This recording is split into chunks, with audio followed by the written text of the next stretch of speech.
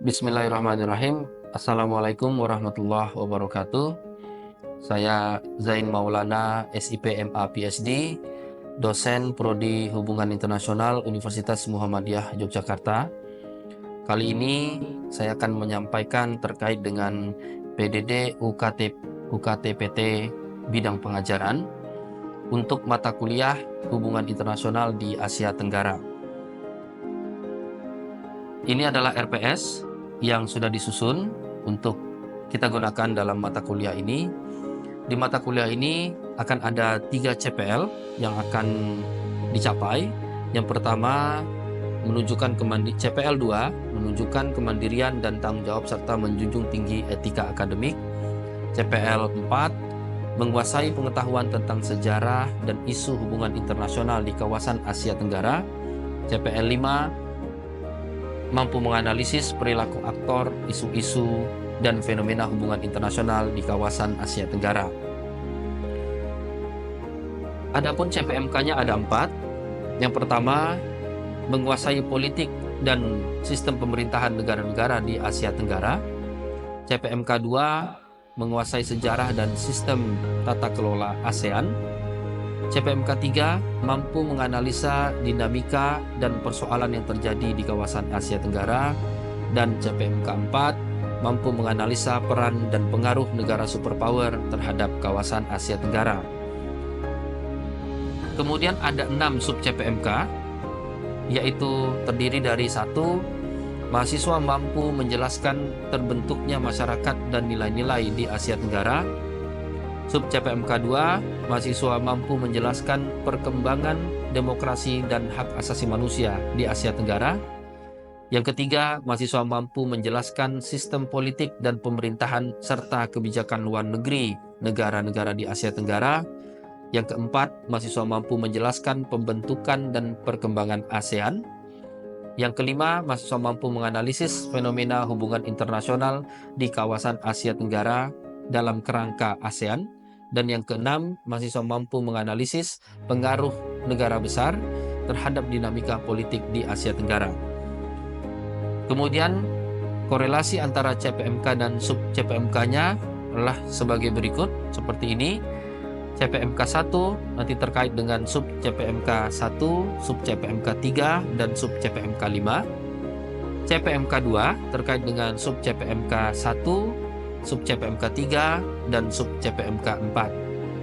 CPMK 3 terkait dengan sub CPMK 2, sub CPMK 3, dan sub CPMK 5, dan sub CPMK 6. CPMK 4 terkait dengan sub CPMK 3 dan juga sub CPMK 6. Mata kuliah ini secara keseluruhan dibagi menjadi 2 bagian utama.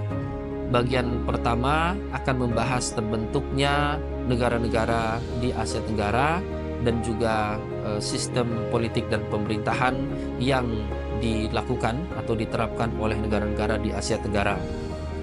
Bagian kedua, kita akan membahas tentang terbentuknya ASEAN sebagai organisasi regional dan perkembangannya, termasuk dalam isu HAM dan demokrasi, beserta dinamikanya dalam politik global.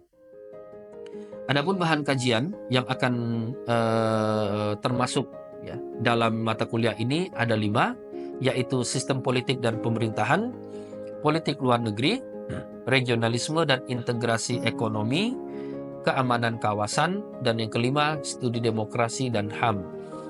Adapun referensi yang akan digunakan dibagi menjadi 2, ada 4 referensi utama dan ada 6 referensi pendukung. Metode pembelajaran yang akan digunakan terbagi menjadi 2. Yang pertama, metode yang dilakukan secara sinkronus, yaitu melalui tatap muka di dalam kelas dan juga penggunaan online platform seperti Zoom atau MS Team. Yang kedua, pembelajaran juga akan dilakukan melalui metode asinkronus melalui e-learning system UMY atau yang disebut dengan MyClass, dalam bentuk penugasan, keaktifan mahasiswa dalam forum, dan juga kuis. Adapun komponen penilaian, nanti ada 5 yang akan dinilai. Yang pertama UTS dan yang kedua ada UAS. UAS, masing-masing bobotnya adalah 25%. Kemudian akan ada tugas 4 kali dengan total bobot 30%, kuis 2 kali dengan bobot total 15%, dan kehadiran sebanyak 5%, sehingga totalnya akan 100%.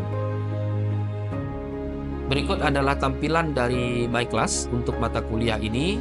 Silakan nanti mahasiswa untuk bisa akses My Class-nya melalui akun My Class-nya masing-masing. Ya, nanti di sana bisa mendownload materi PowerPoint dan juga referensi yang kita gunakan di setiap pekannya. Silakan diunduh dan juga jangan lupa untuk mengisi presensi di setiap pertemuan setiap pekan yang kita lakukan.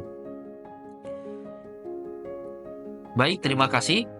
Itu saja penjelasan mengenai mata kuliah hubungan internasional di Asia Tenggara. Sekarang kita masuk pada sesi pembelajaran.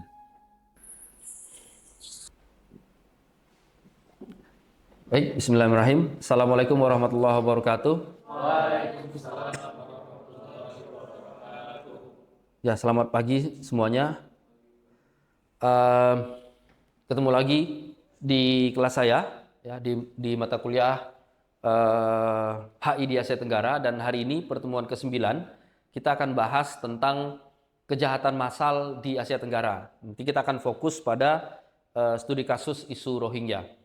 Nah, sebelum kita bahas isunya, kita perlu pahami dulu apa yang disebut dengan kejahatan massal. Ada yang mau coba komentar apa kejahatan massal itu? Ya, silakan. Menurut saya itu kejahatan massal itu seperti pelanggaran HAM berat gitu, Pak. Oke, ya. Betul, kejahatan massal itu secara sederhananya bisa kita maknai sebagai pelanggaran HAM berat. Lebih detailnya ada 4 kategori gitu ya yang dianggap sebagai kejahatan massal. Yang pertama ada genosida atau genocide, kemudian kejahatan melawan kemanusiaan atau crime against humanity, kemudian kejahatan perang atau war crimes, dan pembersihan etnis gitu ya, atau ethnic cleansing. Nah, dari 4 kejahatan ini isu Rohingya itu masuk dalam setidaknya 2 kategori gitu ya. Yang pertama, laporan yang dikeluarkan oleh Human Rights Watch, sebuah lembaga internasional kredibel ya di bidang HAM, menyebutkan kasus itu bisa diklaim sebagai kejahatan melawan kemanusiaan karena kejahatannya dilakukan secara sistematis dan meluas gitu ya. Jadi bukan kejahatan yang terjadi secara spontanitas gitu. Yang kedua, laporan dari kantor HAM PBB menyebutkan bahwa kasus Rohingya itu bisa dianggap sebagai aksi genosida gitu ya. Berdasarkan konvensi genosida, apa yang dilakukan oleh junta militer terhadap orang-orang Myanmar itu bisa masuk dalam kategori genosida, dan ini dikeluarkan oleh atau hasil dari investigasi yang dilakukan oleh utusan khusus ya, atau special rapporteur yang dari kantor HAM PBB yang ditugaskan untuk melakukan investigasi menyelidiki kasus Rohingya dan kemudian menyimpulkan kasus itu bisa masuk dalam kategori genosida gitu ya. Nah, kenapa kemudian laporan itu muncul ya? Apa dasarnya? Inilah yang terjadi gitu ya, yang dialami oleh orang-orang Rohingya. Isu ini sebetulnya sudah lama ya, setidaknya bisa kembali ke tahun 82 ketika Myanmar mengeluarkan undang-undang kewarganegaraan di tahun 82, di mana di undang-undang itu mereka sekaligus melampirkan daftar etnis lokal yang ada di Myanmar. Sejumlah 135, tetapi dari 135 itu tidak ada etnis Rohingya di situ. Nah, kemudian secara otomatis orang Rohingya dianggap bukan menjadi bagian dari Myanmar dari sejak tahun 82 dari undang-undang ini. Nah, untuk itulah orang-orang Rohingya dianggap menjadi warga atau masyarakat tanpa warga negara dari tahun 82 itu. Karena tidak ada status kewarganegaraan, maka kemudian mereka kehilangan segala sesuatunya ya, termasuk status ini gitu ya, atau undang-undang itu dianggap memfasilitasi kekerasan yang dilakukan oleh baik itu pemerintah Myanmar maupun kekerasan yang dilakukan oleh masyarakat lokal gitu. Ya, konflik horizontal gitu. Karena merasa punya legitimasi untuk ikut mengusir orang-orang Rohingya karena orang Rohingya bukan bagian dari Myanmar.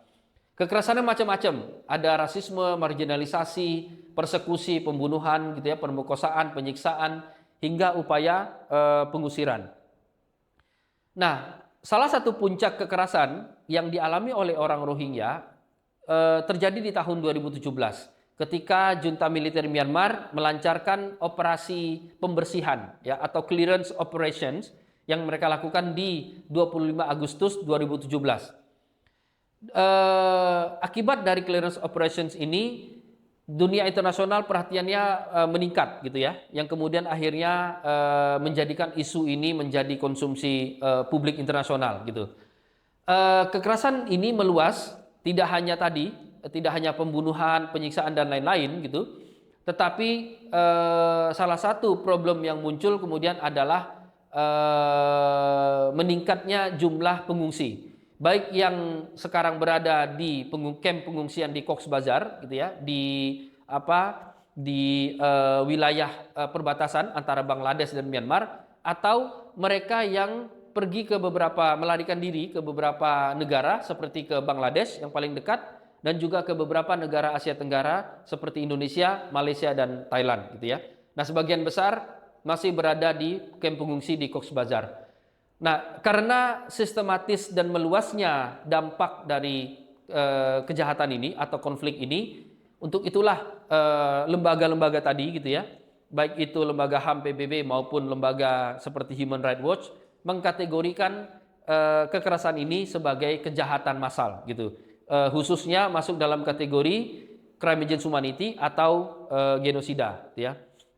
Nah, kemudian bagaimana respon dunia internasional ya terkait dengan isu ini gitu.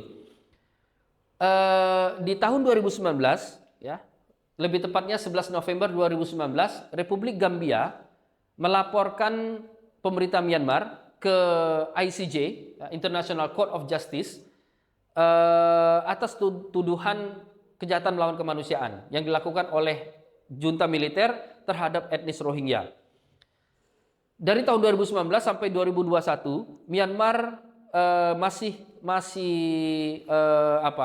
aktif gitu ya, atau setidaknya memenuhi undangan ICJ untuk berproses gitu di pengadilan itu. Waktu itu rombongan Myanmar dipimpin oleh Aung San Suu Kyi ya, saat itu yang menjadi state counselor gitu. Aung San Suu Kyi memimpin rombongan itu berproses di ICJ menanggapi tuduhan-tuduhan gitu ya, laporan-laporan yang diberikan oleh fakta-fakta yang dibawa oleh pemerintah Gambia atas tuduhan bahwa pemerintah mereka Myanmar gitu ya melakukan genosida atau crime against humanity terhadap etnis Rohingya. Tapi sayangnya proses pengadilan itu belum selesai ya, karena memakan waktu yang lama ya, karena memang tidak mudah gitu untuk membuktikan semacam itu. Tapi sayangnya di tahun 2021 ketika ada pemilu di Myanmar, hasil pemilunya partai Aung San Suu Kyi menang, tapi kemudian terjadi kudeta di tahun 2021, pengambil alihan kekuasaan oleh junta militer, dan Aung San Suu Kyi juga akhirnya ditangkap gitu ya, menjadi tahanan. Nah, sehingga dari sejak 2021 ya, sejak kudeta itu Myanmar tidak lagi mau menanggapi proses pengadilan di ICJ gitu. Jadi proses pengadilan ICJ-nya bisa dibilang berhenti ya, dan juga perhatian publik Myanmar terhadap isu Rohingya semakin berkurang gitu. Karena mereka yang fokus dengan isu HAM dan demokrasi sekarang tidak banyak bicara tentang isu Rohingya, karena mereka lebih banyak bicara tentang bagaimana mengembalikan demokrasi mereka gitu ya, bagaimana mengambil alih kekuasaan dari junta militer dan mengubah Myanmar menjadi dari negara otoritarian menuju negara yang lebih demokratis gitu.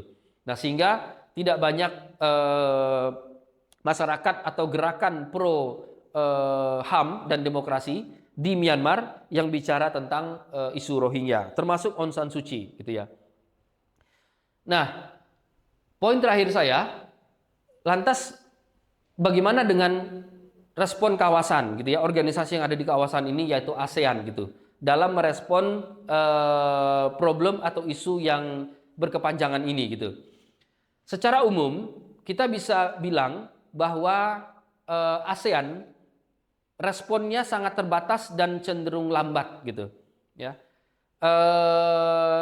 Yang pertama disebabkan karena ASEAN punya, atau negara-negara Asia Tenggara itu memiliki cara pandang yang bisa dibilang berbeda ya dengan cara pandang kebanyakan lembaga-lembaga seperti Human Rights Watch atau kantor HAM PBB, yang fokusnya ya kalau lembaga-lembaga HAM itu fokusnya pada kejahatan yang dilakukan oleh junta militer, tapi kalau ASEAN lebih melihat isu Rohingya sebagai isu multidimensi, gitu, sebagai problem yang melibatkan banyak sebab, gitu ya.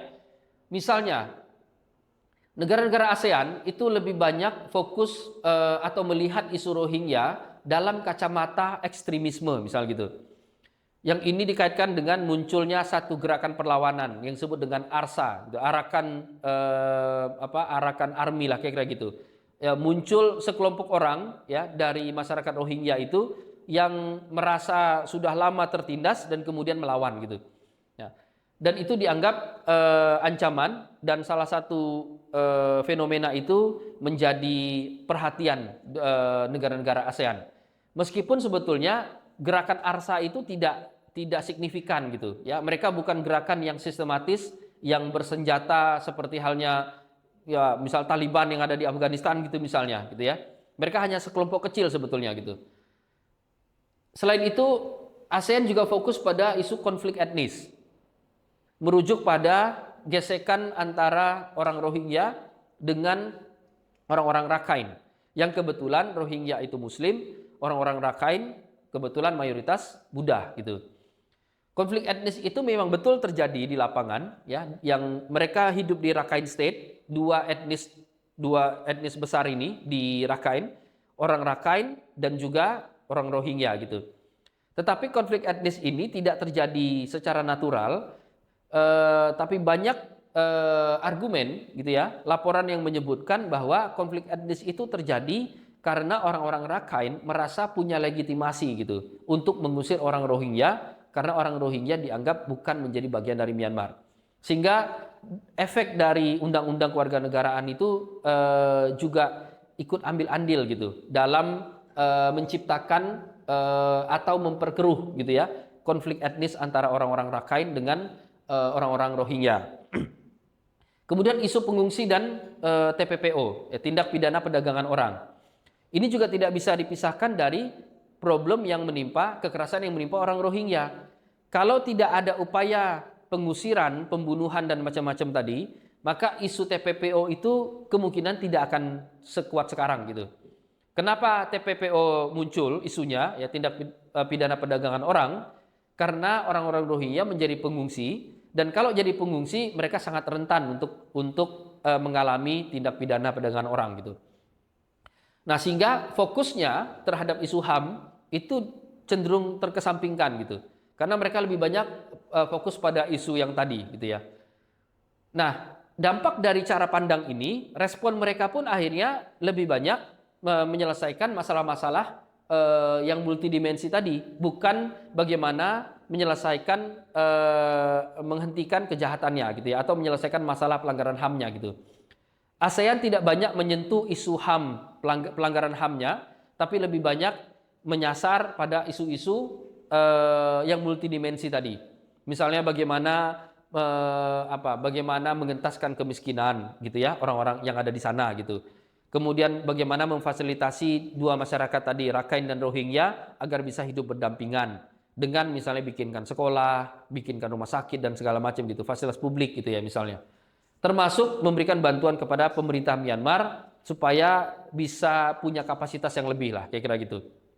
Ya. Nah, sehingga dalam rapat-rapat ASEAN ya, seperti ASEAN Retreat Meeting, ASEAN Ministerial Meeting gitu ya, dan juga beberapa statement di Joint Communique yang dikeluarkan oleh ASEAN, umumnya itu lebih banyak bicara tentang bagaimana memberikan bantuan kemanusiaan dan pembangunan kepada Myanmar, orang-orang Rakhine, dan juga orang-orang Rohingya gitu.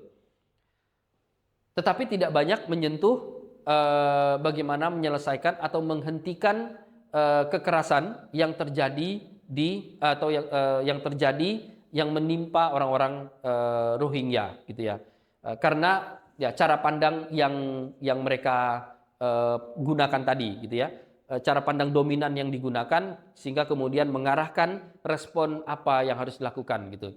Nah, dan itulah yang selama ini dilakukan oleh ASEAN melalui yang mereka sebut sebagai trust fund, dana seperti dana abadi gitu ya, atau charity gitu, mengumpulkan dana dari negara-negara anggota untuk kemudian disalurkan, dikoordinasi oleh ASEAN, dalam hal ini AHA Center, untuk didistribusikan gitu ya, atau dibuatkan skema-skema bantuannya begitu. Saya kira begitu. Silakan kalau ada pertanyaan atau komentar. Ya, silakan Mas. Saya ingin tanya Pak, kenapa isu Rohingya ini belum bisa terselesaikan sampai sekarang, di mana udah 40 tahun lebih Pak? Oke, ya terima kasih Mas. Menarik ini. Mengapa isu Rohingya yang sudah berlangsung dari tahun 80-an tadi, gitu ya, 82, belum bisa selesai sampai hari ini, gitu. Oke, sebelum saya jawab, apa ada yang mau komentar gitu atau merespon pertanyaan yang tadi? Oke, ya silakan Mas. Kalau menurut pandangan saya, hal ini dikarenakan negara-negara di ASEAN itu tidak memiliki kepentingan yang sama, Pak. Jadi cuma negara-negara yang terdampak langsung dari isu ini seperti Indonesia, Thailand dan juga Malaysia yang akan cenderung proaktif dalam menangani isu ini. Sedangkan untuk negara-negara yang tidak terdampak langsung, mereka cenderung pasif. Oke, ya terima kasih. Ya menarik. Betul bahwa seperti yang sudah saya singgung tadi, gitu ya. Problem kenapa isu ini belum terselesaikan dengan tuntas, ya. Yang pertama, memang negara-negara ASEAN tidak punya kepentingan yang seragam, gitu ya. Negara-negara yang merasakan dampak langsung itu merasa punya keinginan yang lebih untuk segera menyelesaikan karena mereka terdampak langsung. Khususnya Indonesia, Malaysia, dan Thailand gitu ya. Tapi yang lain cenderung enggak gitu. Sehingga kemudian tidak seragam gitu ya kepentingan kolektifnya. Nah, alasan yang kedua yang bisa menjelaskan kenapa ASEAN belum bisa menyelesaikan masalah ini karena hambatan hambatan yang tercipta gitu ya, yang terjadi karena restriksi yang disebabkan oleh tata kelola ASEAN itu sendiri, yaitu ASEAN Principle gitu ya. Cara ASEAN menangani masalah yang terjadi di dalam negara anggotanya itu cenderung lambat karena tidak boleh intervensi gitu. Karena adanya prinsip non intervensi yang diterjemahkan secara ketat gitu ya. Sehingga hal-hal yang dilakukan oleh ASEAN itu adalah hal-hal yang sifatnya harus mendapat persetujuan gitu. Jadi oleh karena itu ASEAN tidak mungkin melakukan solusi-solusi seperti misalnya memberikan sanksi. Tentu Myanmar pasti tidak setuju kalau diberi sanksi. Tapi kalau diberi bantuan dia setuju gitu. Nah, sehingga yang bisa dilakukan adalah mengintensifkan komunikasi gitu ya, ajak ngobrol gitu. Kemudian memberikan bantuan dan segala macamnya. ASEAN memang melakukan sesuatu, nah tapi karena pola itu ASEAN butuh waktu yang lebih lama gitu untuk bisa menyelesaikan persoalan. Nah, dampak lainnya adalah karena restriksi itu ASEAN belum bisa menyentuh problem utamanya, yaitu kejahatan yang masih terus terjadi dan juga status kewarganegaraan Rohingya yang belum selesai tadi, gitu ya. Saya kira begitu, Mas. Respon. Terima kasih responnya tadi, jawaban atas pertanyaan. Nah, terakhir penugasan ya. Nanti silakan bikin paper 4-5 halaman tentang bagaimana ASEAN mengelola konflik Rohingya gitu ya. dan detailnya ada di My Class. Nanti silakan dilihat gitu. Bagaimana? Sudah cukup jelas? Jelas, Pak. Oke. Baik, saya kira begitu saja untuk perkuliahan hari ini. Ya, nanti silakan untuk lebih lanjutnya dilihat di My Class. Kalau sudah jelas semua, saya cukupkan, saya akhiri. Assalamualaikum warahmatullahi wabarakatuh. Waalaikumsalam.